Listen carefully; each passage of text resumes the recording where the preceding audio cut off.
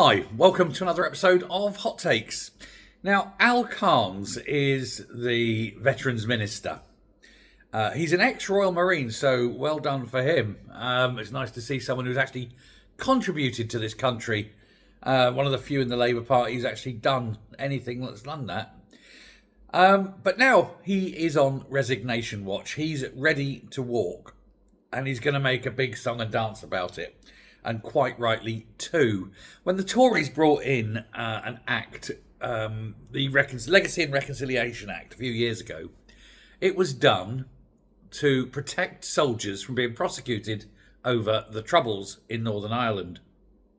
It was controversial because it also meant an end to prosecuting paramilitaries as well. But at the time it was felt that that was a price worth paying so that a line could be drawn and that we could move forward and put everything in the past. But the Labour Party don't want a line drawn in the sand and everything in the past. They want to reopen this, pick at the wound, and then prosecute soldiers for murder. This, of course, is unbelievable betrayal of a British government for its armed forces. It's no wonder people are leaving the forces. It's no wonder that our armed forces are at their lowest level for living memory, maybe hundreds of years, probably ever. And it's simply because this government treats the soldiers with contempt. Go and do as you're told. If you don't do as you're told, we're going to prosecute you. And now that you've done as you're told, we're going to prosecute you. There's no sense or rhyme to it. Now, Hilary Benn, who's his boss, Al Carnes' boss, he wants to repeal this act. He wants to bring in a new act that will allow veterans to be prosecuted for murder for obeying orders. And Al Carnes says that this is despicable and wrong and he cannot be a part of it. So they're just now waiting for him to go. As part of their manifesto, they did pledge this bill, but nobody thought they were serious enough to do it, given how much controversy it would cause. Now, if this bill goes through, it means that any soldier now could be ordered into battle by the government and then prosecuted later by the same government for obeying those orders and doing what needed to be done at the time in the middle of a war zone, effectively. Now, Al Carnes has said he cannot endorse this legislation.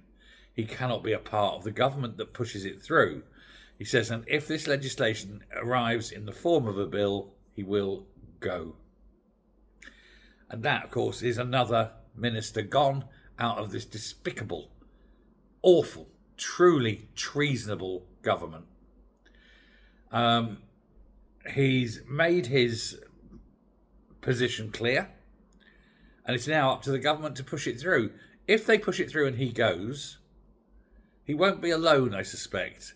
And I think he, as an ex-Royal Marine, will lead a charge of a lot of current military personnel who think, I cannot serve because of the risk of being held accountable for murder later on. The Lords are very unhappy about it. Even some Labour Lords, they don't want it to go through. So you can expect a lot of amendments and things. You can expect a lot of resistance. But you have to ask why. Why is the Labour Party so determined to undermine everything in this country? It can't just be because Starmer is a two-faced turncoat quizzling bastard, although I'm sure that's part of it. But we shall wait and see what happens. But everyone who is not a traitor is completely against this bill. Watch this space, see what happens. Hit the subscribe button. Thanks a lot. Bye.